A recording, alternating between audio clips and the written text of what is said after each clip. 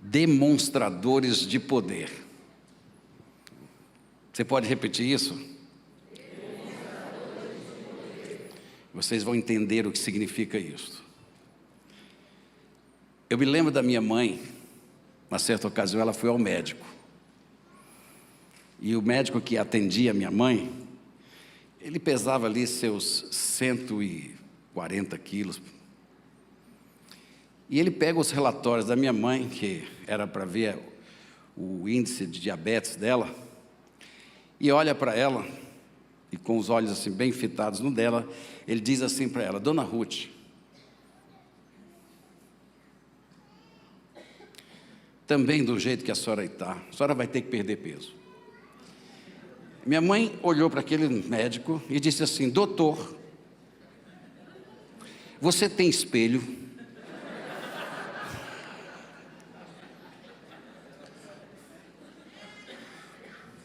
E ele disse: por que, dona Ruth? Vá se olhar no espelho. Ele disse: nós não estamos falando de mim, estamos falando da senhora. O médico tinha o conhecimento, mas faltava autoridade.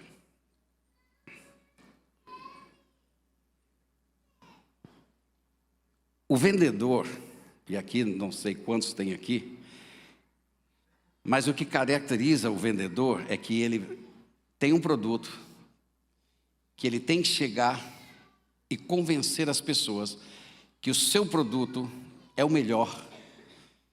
E tem que convencer as pessoas que aquele produto vai fazer a melhor coisa para aquela pessoa que está comprando. E ele vai ganhar sua comissão para a sua sobrevivência. Então é isso.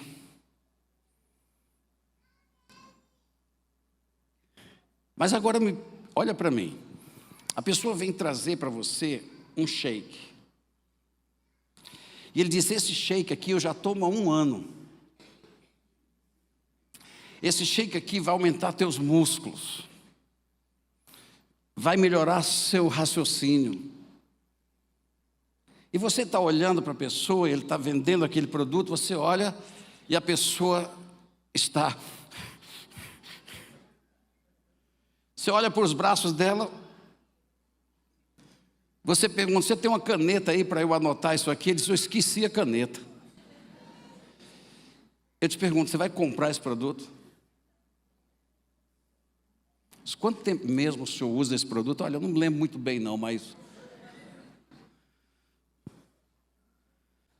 Aí chega uma pessoa para comprar, você é vendedor de uma determinada marca de veículos, vamos dizer, Honda. E você está querendo vender um Honda. E você diz: olha, o Honda é o melhor carro que tem. É o carro econômico, é maravilhoso esse carro aqui. Você pode ficar tranquilo, não vai te dar problema, é econômico. Cara, rapaz, eu quero esse carro. Então, mas eu estou com um problema, eu preciso do financiamento. Senão eu tenho um amigo no banco que pode te ajudar com isso. Ele disse: mas eu estou sem carro. Aí ele disse: não, eu te levo, vamos de carona. E então ele vem para ir com esse vendedor até o banco para fechar o contrato ali. Ele abre a porta do Toyota dele. Ele põe o cara do lado e dali daquele lugar até o banco ele vai mostrando o GPS do Toyota. Rapaz, esse rádio aqui é excelente. Esse banco aqui, olha que maravilha. Quando chegar lá no banco para fechar o contrato, vocês acham que carro ele vai comprar?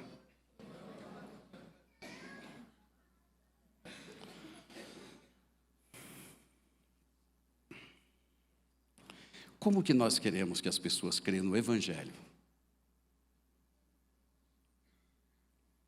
Quando nós não temos o poder dele.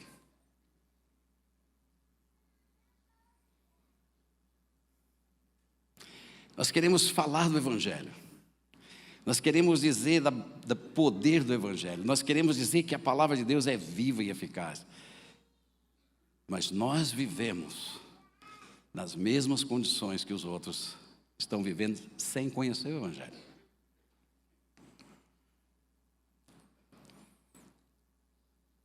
Muitas vezes nós estamos falando de uma coisa que é boa. É uma coisa que você não pode ficar sem. E as pessoas estão quase convencidas disso, porém, quando elas olham para nós, ou eles vão ver a evidência disto, ou eles vão ver que isso não tem nenhum valor para a gente.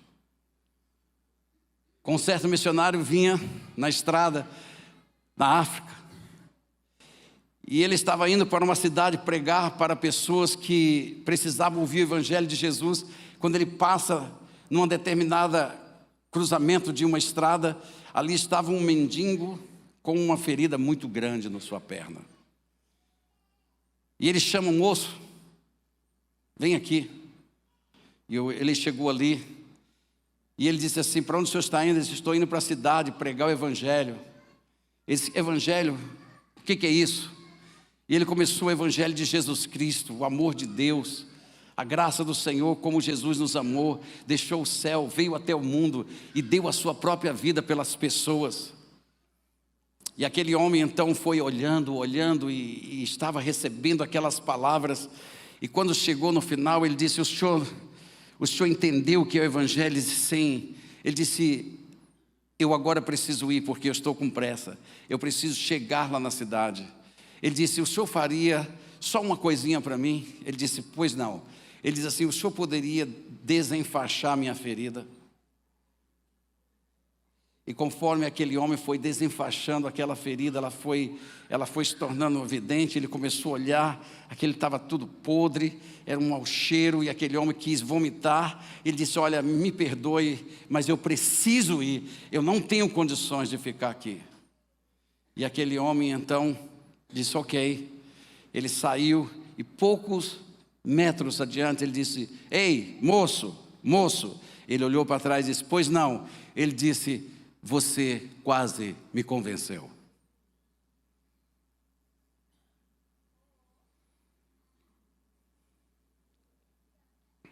A pregação do Evangelho, ela demanda saber e conhecer as Escrituras.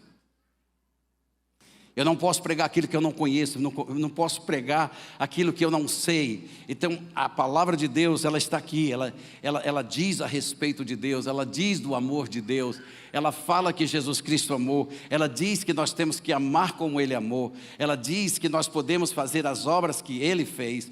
Então, nós começamos a falar disso com muita propriedade, porque sabemos que a palavra de Deus, ela é inspirada por Deus, e não há outro livro que tenha a inspiração de Deus senão a Bíblia Sagrada.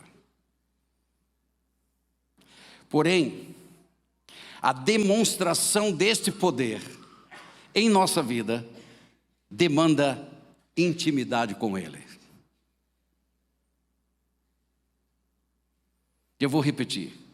A pregação do Evangelho demanda saber as Escrituras. Porém, demonstrar o poder dela demanda intimidade com Ele, com Jesus, que é o poder de Deus para a salvação de todo aquele que crê segundo o Evangelho. Então veja, tudo que o Evangelho diz acerca de Deus e acerca de Jesus Cristo precisa ser evidenciado por nós em todas as dimensões que Ele diz, porque senão as pessoas não vão recebê-lo. Por quê? Porque quando você está pregando uma coisa, você tem que, antes de tudo, ser o demonstrador que aquilo realmente funciona. Eu poderia parar por aqui. Mas é preciso que nós entendamos uma coisa. É preciso que nós entendamos que nós temos que ir além do que simplesmente recitar versículos. Nós precisamos ir além de que simplesmente cantar canções sobre Deus. Nós temos que ser o poema de Deus. Nós temos que ser a poesia de Deus. Ou seja, Deus escreve neste mundo através dos nossos corações, através do nosso ministério. Por quê? Porque se Ele diz que Ele é amor, Ele precisa de você para expressar esse amor. Se Ele diz que Ele é a provisão para as pessoas que não possuem, Ele precisa usar você para prover aquilo que Ele quer prover para as pessoas. E se você não estiver movido pela intimidade, se você não estiver movido pelo poder do Evangelho, se o Evangelho não tem mexido nas tuas entranhas e transformado você mesmo, este poder fica retido aqui e suas palavras serão todas desabonadas pelas ações que nós praticamos na frente das pessoas.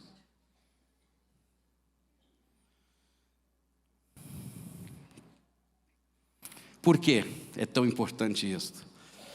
Porque a intimidade com Deus produz a aprovação de Deus. Eu gosto de perguntar para as mulheres, porque as mulheres são muito mais cuidadosas do que os homens, porque se eu perguntar para o homem, não vai fazer sentido nenhum. Mas o que é isso, pastor? É o seguinte: você vai receber uma pessoa que você considera muito, uma pessoa que você ama muito, uma pessoa que você tem muito respeito por ela. Você vai convidar para jantar na tua casa. Você abre a tua prateleira, você vai ver cristais, você tem copos normais e você tem copo de marmelada, porque todo mundo tem. Não diga que não tem, porque tem. Você lava aquele copinho lá e bota lá para o dia a dia. Tem uns copinhos que é para o dia a dia da família assim, e tem aqueles que vêm os visitantes. Agora eu pergunto para as mulheres, qual vocês pegariam para servir ou para colocar na mesa? O cristal, claro. Por quê? Porque aquele que vem é muito importante para você, e você quer o cristal. Agora veja, você escolheu o cristal porque o cristal representa alguma coisa. Então Deus escolhe-nos como vasos porque o povo que Ele quer atingir representa alguma coisa. Então Ele não vai mandar qualquer coisa. Ele não vai simplesmente enviar qualquer coisa. Por isso que muitas vezes nós temos que ser trabalhados por Deus, refinados por Deus, para que Ele possa servir as pessoas. Porque aos nossos olhos elas não passam de pessoas, mas aos olhos de Deus são vidas que Ele morreu para salvá-las. Aos nossos olhos talvez possa ser apenas um mendigo, mas para Deus custou o mesmo preço que o seu.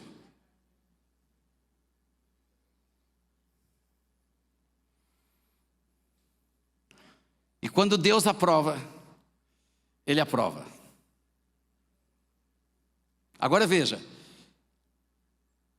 quem tem o poder de escolher, tem o poder de usar.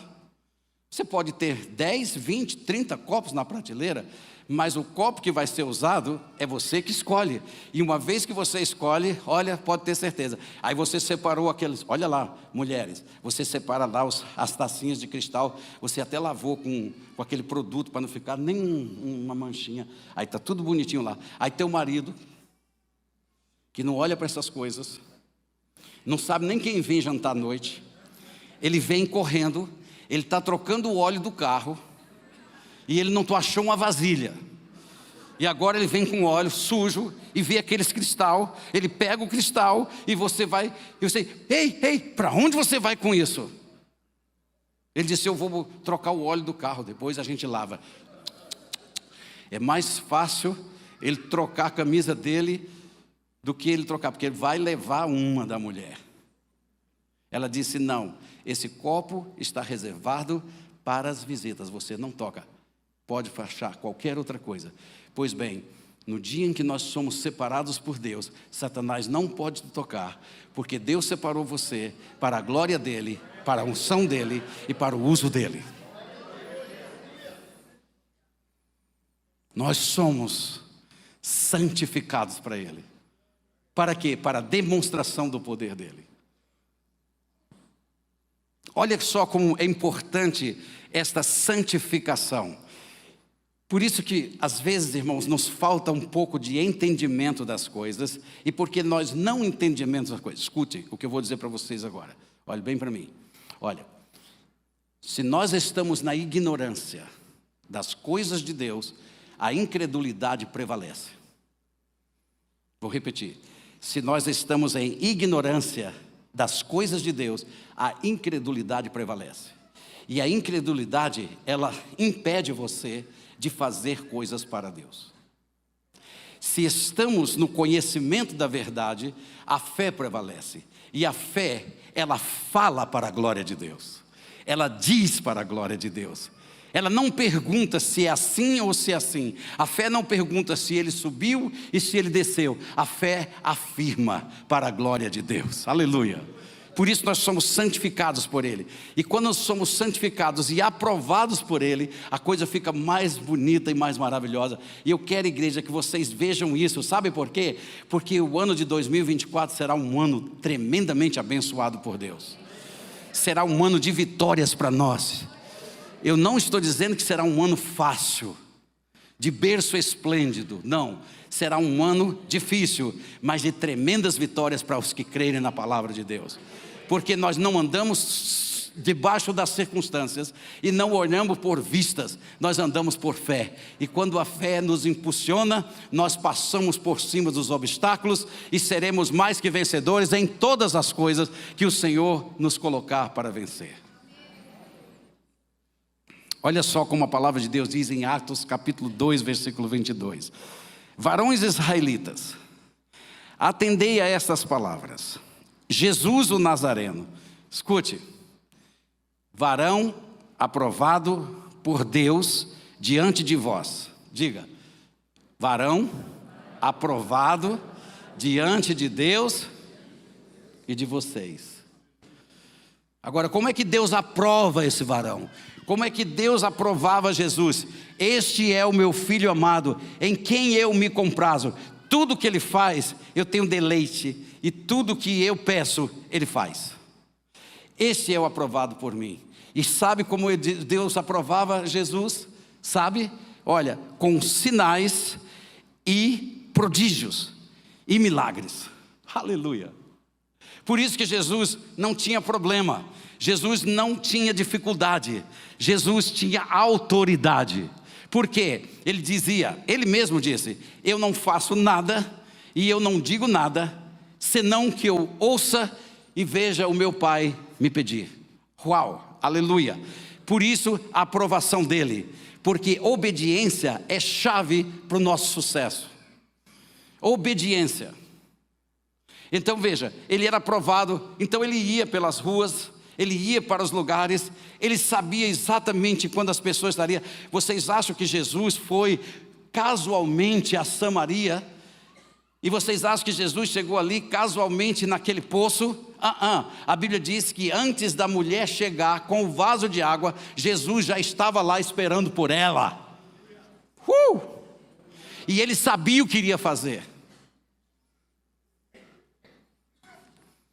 Um dia Jesus Cristo entra no tanque de Betesda, ali, e havia um homem há 38 anos doente, paralítico. Por quê? Porque a palavra de Deus diz que em determinados momentos a água era agitada. Escute, aquele lugar era selado, não havia condições de vento entrar ali, não havia condições de alguma coisa mover aquelas águas. Então a Bíblia diz que o anjo de Deus descia e entrava nas águas. É como se a água estivesse ali e aqui fossem os degraus, o anjo descia as águas, e quando eles vinham mover das águas, o primeiro que caísse ali era imediatamente curado de qualquer doença ou enfermidade. Imagine você, e tinham pessoas que dormiam. A Bíblia diz que era tanta gente ali, que pareciam sardinha. E você imagine a briga que dava para ficar na beirinha da piscina.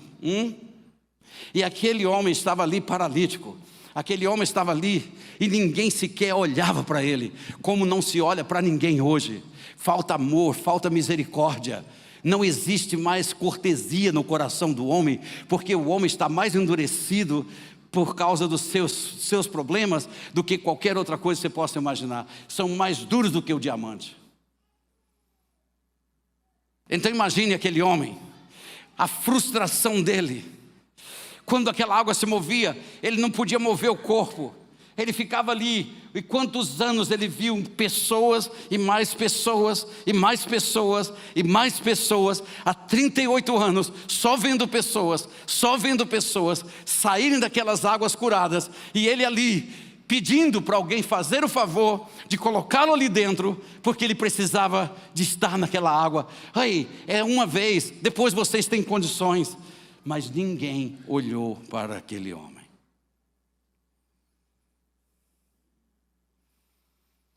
Mas Jesus veio àquele lugar. Quanta gente estava ali. Mas Jesus não vai para ninguém. Jesus vem para ele. Quanto tempo você está aí? Por que você não entra lá? Porque quando eu penso, já muitos foram. Sabe o que Jesus disse? Eu estou aqui. Eu sou o Senhor de todas as coisas. E eu digo a você, moço, teus pecados estão perdoados.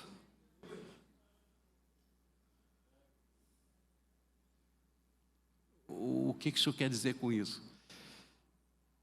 Levanta, pega o teu leito, vai para a tua casa.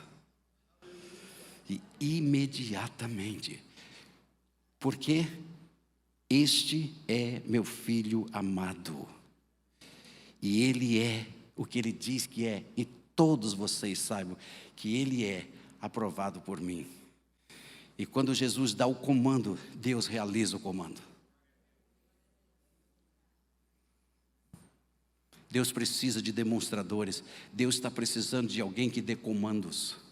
Deus está precisando de alguém que creia. Deus está olhando para aqueles que têm um coração nele. Deus está olhando para pessoas que saibam quem ele é, que saibam ouvir a voz dele, saiba discernir o tempo. Não é você simplesmente andar aleatoriamente, é você saber para onde vai, no momento que vai, com quem você vai e com quem você está lidando. Essa é a dimensão que Deus quer nos levar. Essa é a dimensão que é necessário para o reino de Deus fluir em nós. Nós muitas vezes, da nossa boca, está saindo mais reclamação dos tempos de hoje do que oração pelos tempos de hoje. Nós estamos muitas vezes, irmãos, falando e olhando para os outros e fazendo uma coisa que a Bíblia disse, não faça. Diga assim, murmuração. Olha para o teu vizinho assim e diz assim, não murmura, irmão. Vocês sabem o que é murmurar? Quem sabe o que é murmurar? Hã? O que é murmurar? Quem é aqui do tempo do Gordini? Que, pastor? Tempo do Gordini, vocês sabem. É aquela carroça eletrônica que o burro andava dentro. Quem já teve um Gordini aqui? Você sabe o que eu estou falando, né, Roque? Ah, glória a Deus, tem mais um aí que viu, irmão. Pelo amor de Deus, isso não sou eu. Mas veja bem, queridos, nós temos que entender certos princípios de Deus. Aí você pega aquele carro e chuta aquele carro e diz, essa porcaria. Isso não serve para nada. Você pega aquela geladeira que deu um probleminha, você bate na geladeira e diz, essa porqueira não serve. Você olha para o teu filho e diz, só dá trabalho. Não, mas não é o que eu quis dizer, não. Não é o que você quis dizer, é o que você disse. Não importa se você quis ou não quis, você disse. E as palavras não voltam vazias, elas produzem aquilo que você emite. Então nós somos assim. Nós olhamos para o nosso casamento, o que é que nós fazemos? Meu casamento é uma droga, eu preciso ser feliz. Meu casamento não presta. Você vai olhar para a mulher do outro, se eu tivesse uma mulher dessas, seria diferente. Vai lá para ver se é. Talvez seja pior. Talvez 2 dias com ela, você volta para a sua dizendo, glória a Deus, Senhor. Não sei o que você pensa, mas a gente vai fazendo isso. Ei, a grama do terreno do outro sempre é mais verde do que a nossa. Você já andou num congestionamento na estrada? Quem já andou? O que você faz? Ei, todo mundo faz isso. Você está nessa fila, você diz que ela está andando mais rápido. Quando você muda para outra, o que acontece? A outra vai embora e você fica. É assim. Tudo a gente quer, tem que ser na hora, tem que ser do jeito que eu quero. E se não for do jeito que eu quero, eu começo a amaldiçoar. Pois eu vou lhe dar uma definição mais correta sobre murmuração. Murmurar é você verbalizar com palavras aquilo que está bem diante dos seus olhos. Olha o povo de Israel. O povo de Israel estava reclamando que não havia comida. Havia comida ou não havia comida? Não havia comida, porque eles estavam com fome. Tinha água? Não tinha água. Então eles pegaram o seguinte: então o Senhor me tira lá do Egito. Lá nós tínhamos pelo menos uma boa comida, nós tínhamos água, nós tínhamos até um lugar para ficar. Você nos traz para morrer de sede, para morrer de fome, e você nos traz para ficar ao relento? É muito fácil a gente olhar e dizer, mas que povo ingrato. Mas se coloque no lugar deles e veja seu filho chorando lá, e veja seu filho gritando de noite, veja uma pessoa com frio, veja uma outra coisa. Será que nós não diríamos a mesma coisa ou talvez pior?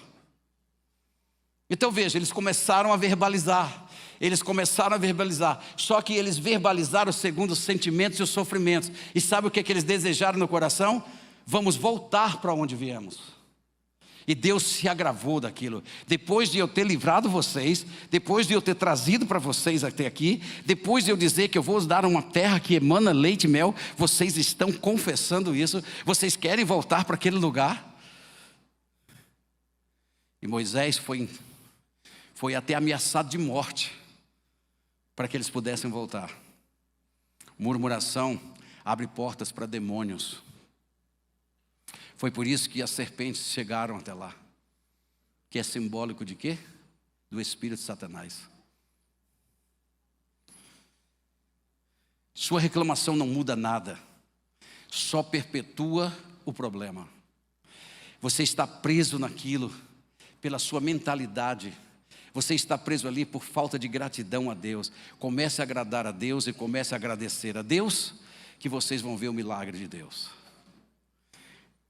Quando Jesus Cristo foi abordado pelos discípulos, um deles veio lá e disse assim: mestre, esse pessoal está aí com fome o dia inteiro, despede-os. Por quê? Porque senão eles vão voltar muito tarde, eles podem cair pelo caminho e morrer. E Jesus disse: vocês deem de comer. Como assim dar de comer? O senhor não está vendo quantos são? 5.000 pessoas ali, fora mulheres e crianças. Se nós corrêssemos a cidade mais próxima e achássemos pelo menos padaria aberta hoje, e fosse comprar, quantos pães nós daríamos? Como é que nós traríamos tudo isso? Senhor, o senhor está pedindo algo muito diferente. O que o senhor quer dizer com isso? Ele disse: achem alguma coisa, sejam produtivos. Eles foram atrás, encontraram um menino que tinha quantos pães? E quantos peixes? O que Jesus faz? Vocês estão brincando comigo. Não é assim que a gente faz? Vocês estão brincando comigo. Se fosse eu, já ia escondendo.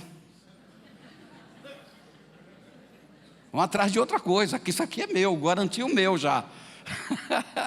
Mas ele não faz isso. Olha o que ele faz. Pai, obrigado pela comida e a refeição que o Senhor nos dá. E não acabou a comida.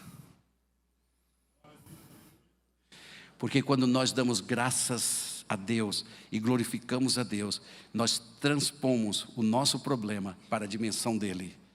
E ele vem e interfere em nossa dimensão. Murmuração não faz isso. Por intermédio dele, a Bíblia diz: este é meu filho amado. E se nós tivermos a qualidade de vida, se nós tivermos a capacidade de sofrer os mesmos sofrimentos que Jesus Cristo, pode ter certeza que você também será aprovado para reinar com ele em qualquer situação da vida. Olha o que diz Tiago 1,12.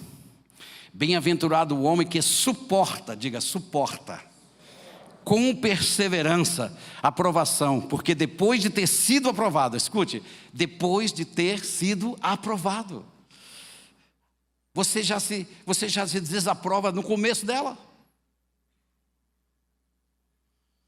Vem uma aprovação, o que é que nós fazemos? Tenham a mente de Cristo.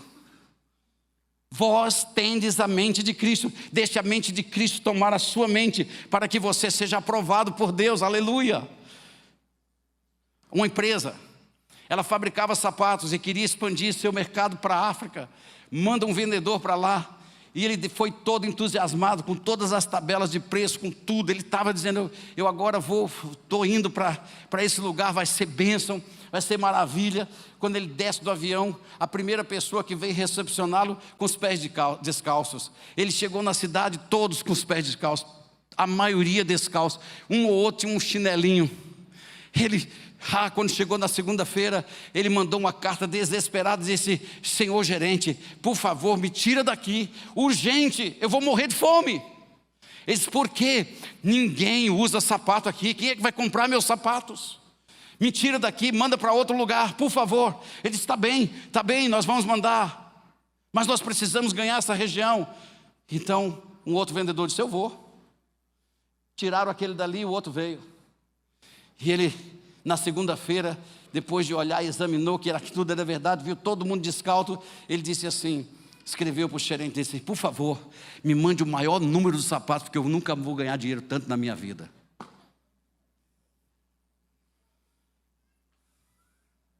Não é a circunstância, não é o lugar, é a presença gloriosa de Deus que faz a diferença nas nossas vidas, é a aprovação dEle, porque se sou aprovado por Deus, eu posso dizer, sim senhores, para que Deus cumpra, com sinais, prodígios e milagres. Por isso que o Senhor hoje está dizendo à igreja Ágape, vocês precisam ser demonstradores do meu poder. A pregação faz-os levar a mente até Ele, mas a sua demonstração é que vai mostrar o poder daquilo que eles vão receber. É algo que vem de dentro. E eu queria que vocês abrissem comigo a palavra em 1 Coríntios capítulos 2, 1 e 5, e eu já vou caminhando para o final. 1 Coríntios 2, versículos de 1 a 5. E eu quero que vocês acompanhem comigo esta leitura. Eu, irmãos, quando fui ter convosco, escute, anunciando-vos o testemunho de Deus, não o fiz com ostentação de linguagem ou de sabedoria. Vamos chamar fulano para pregar aqui, porque ele tem PhD, ele tem doutorado nessa matéria.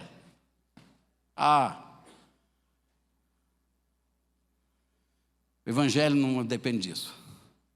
Tem as pessoas que não gostam de ouvir isso. Mas com muito respeito, isso vai ser muito bom para a sua carreira, para o seu currículo. Mas quando se trata do evangelho, é o teu testemunho, não é o seu doutorado. Não é o que você diz, é o que você faz, que vai fazer o reino de Deus se mover com poder e glória. Um certo homem, doutor em teologia, doutor em divindade, era o título dele. E ele estava assistindo um homem do campo, um empregado de uma fazenda, que Deus levantou para ser um evangelista. E ele pregando pela salvação de Deus, que Deus faz milagre. E aquele homem, a teologia dele foi muito ferida, porque Deus não faz milagre agora, Deus já fez, mas não faz mais. É assim, não é assim. E ele ficou muito ofendido com aquele homem.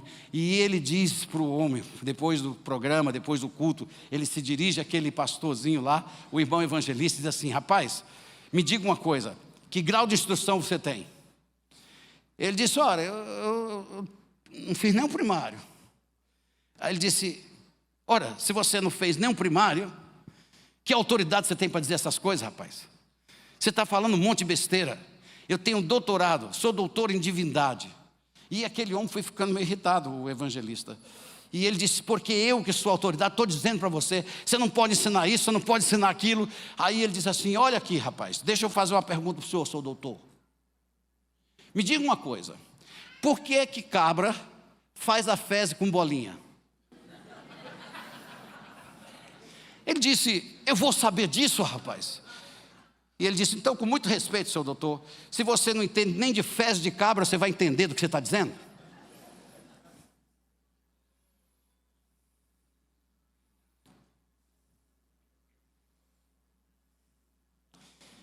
Deus nunca pediu eloquentes.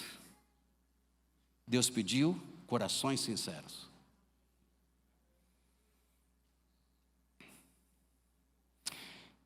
A demonstração é algo que vem de dentro, não é produzida por fora. E enquanto o evangelho estiver pintado, ornamentado, vestido com nossas palavras de enfeites, ele não passará de palavras. Mas quando o nosso interior exalar o perfume de Cristo e as nossas ações condizerem com as palavras que nós pregamos, pode ter certeza, os céus se moverão na sua direção. É algo que vem de dentro, é algo que você possui. Por isso que Pedro e João disse: aquilo que eu tenho, eu dou para você. Por quê? Porque as ações de Deus são levadas para a vida de outro, por corpo de outro, por uma porção ungida da palavra de Deus. Deus criou o mundo pelas palavras, Deus cria coisas pela palavra, e toda palavra de um servo de Deus, toda palavra ungida de um servo de Deus, ela produz para aquele momento o que Deus designou e colocou na língua dele para ser dito. Por isso que é de dentro, é experiência, é experiência. Ei, quantos conhecem minha esposa aqui? Glória a Deus. Mas eu quero desafiar, quem conhece minha esposa mais do que eu? Uma coisa é eu saber sobre uma pessoa, outra coisa é eu ter intimidade com a pessoa. Uma coisa é eu saber sobre o presidente, e outra coisa é eu ser íntimo do presidente. Eu saber sobre o presidente, eu posso saber pela televisão, pela mídia, eu posso saber pelos jornais, posso saber tudo. Mas quando eu vou jantar com o presidente, eu só assento à mesa dele se for amigão dele.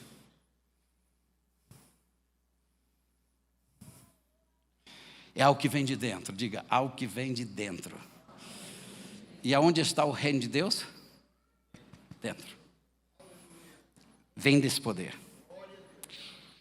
E emana dentro de você, emana pelas suas palavras. Quando você diz em nome de Jesus, e você está dizendo o reino de Deus está aqui, e a salvação de Yahweh chegou para você, como ela chegou para mim? Você está enfermo? Fique curado. Você está precisando de um milagre? Está aí o milagre. Você está precisando de uma cura? Está aqui a tua cura, porque você é aprovado por Deus. E você demonstra o poder. No dia que essa igreja entrar na dimensão que eu estou dizendo, e nós entrarmos na dimensão que eu estou falando, você pode ter certeza que nós vamos ter um grande, maravilhoso, grandioso problema. Carros não vão poder chegar aqui, filas vão ficar ali fora, e esse é um problema que eu queria ter.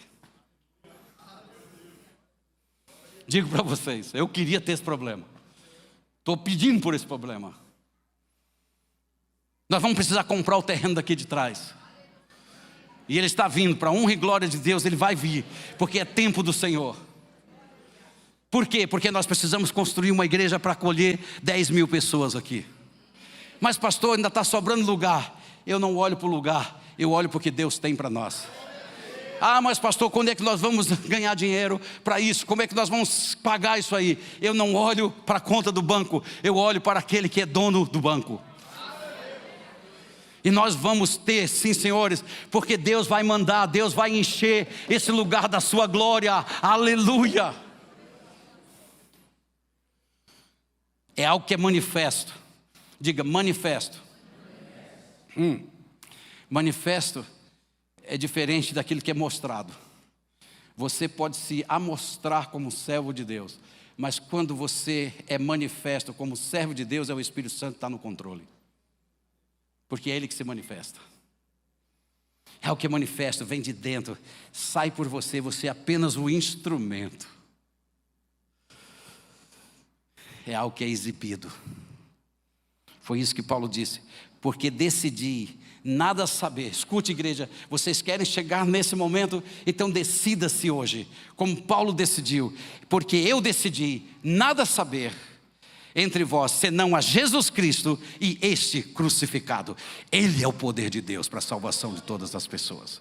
Nada vai salvar você. Nem tem dinheiro no mundo que vai comprar sua salvação. Não existe nada nesse mundo que pode ser trocado. O universo inteiro não pode ganhar o seu lugar na presença eterna de Deus. Só o sangue de Jesus Cristo. Então a cruz se torna o lugar de bênção. A cruz é o lugar do poder. A cruz é a única coisa que pode ser considerada quando se trata de salvação e purificação dos pecados. Então eu não vou trocar essa mensagem por nada nesse mundo, porque ainda ela é o poder de Deus para a salvação daqueles que creem.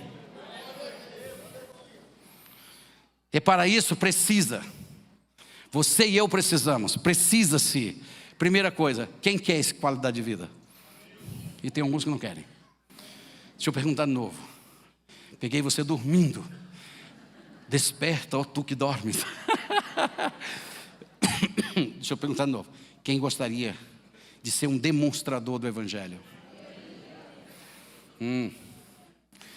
Se eu perguntasse a você, tem algum, como é que chama? Personal trainer? Você sabe o que é um personal trainer? Tem algum aqui? Levanta a mão. Ok.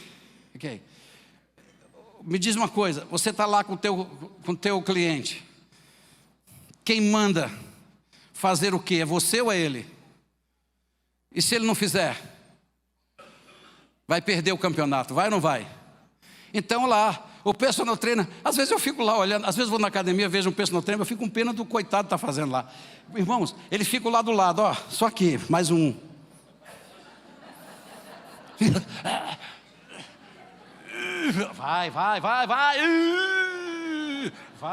Vai estourar tudo. Não vai não. Pronto. Estou indo para casa. Não, ainda tem aquela máquina. Mas por que eu tenho que ir para outra máquina? Porque você quer saúde. Porque você quer ser campeão. Então nada vem de graça. E outra particularidade.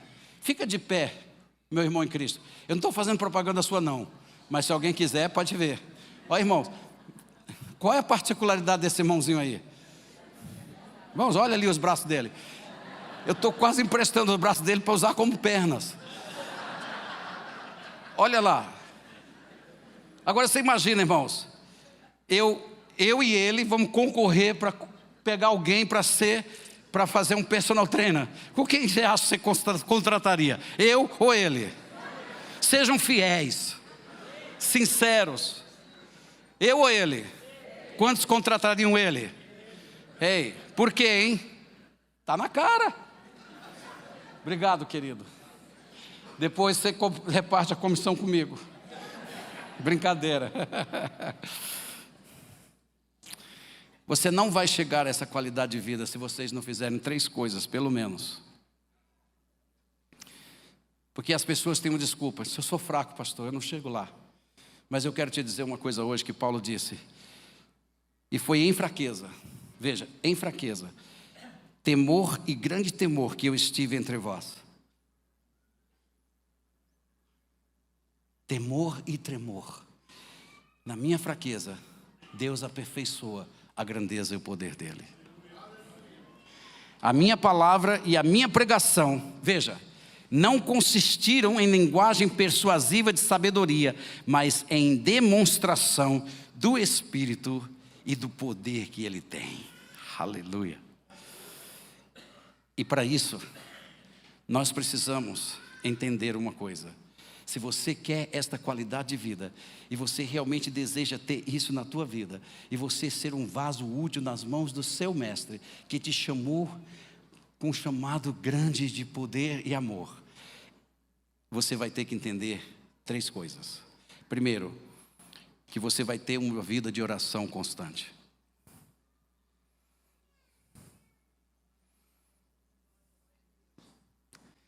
Então, se vocês estão sérios a respeito disso, já comece o dia orando. Uma vida de oração constante. Não é hoje ou amanhã. É constante. Em todo tempo. Segunda coisa, é preciso uma comunhão verdadeira. Porque o Espírito Santo não é uma força, o Espírito Santo é uma pessoa. Então você precisa ser companheiro dele, estar na companhia dele. Terceira coisa, você precisa de uma vida devocional diária. Diga, vida devocional. Sabe o que é isso? É uma vida de estudo, de se quebrantar, de falar com Deus, de ouvir de Deus, porque é ali que Deus fortalece você. É ali que você recebe o que tem para o dia. Eu quero concluir dizendo uma coisa. Paulo explicou o motivo da demonstração. Olha só. Essa demonstração de poder, não palavras persuasivas. Parece, quem já assistiu aquele quadro antigo, lá no, eu acho que era no Escolinha do Professor Raimundo. Eu gostava dessas coisas. Somebody love. Para ganhar nota alta. Você não vai fazer isso com Deus, porque você não vai ganhar nota alta com Deus, porque você tem uma boa eloquência e sabe. Não. De Deus não se zomba. Tudo que você planta, você colhe. Então, veja bem, a minha palavra e a minha pregação não consistiram em linguagem persuasiva de sabedoria, mas em demonstração de poder. Para quê, Paulo? Por que isso, igreja? Por que, igreja Ágape? Temos que ser assim, demonstrar o poder de Deus, para que a vossa fé, escutem, irmãos, para que a vossa fé não se apoiasse em sabedoria de homens, mas sim no poder de Deus. Não é palavras fictícias que vão me convencer, mas eu creio nesse Deus que faz isso em você e por você. Eu quero esse Deus e eu quero ter comunhão com Ele. Eu quero viver para Ele como você vive. Eu quero dizer para Ele o que você diz. Eu quero fazer para Ele o que você faz, porque sei que se eu fizer isso que você faz, e o que você diz e o que você vive, Ele fará por mim também. Então é isso que Paulo está dizendo. Eu quero que vocês não se apoiem em palavras fictícias, mas na demonstração do poder de Deus. Aleluia.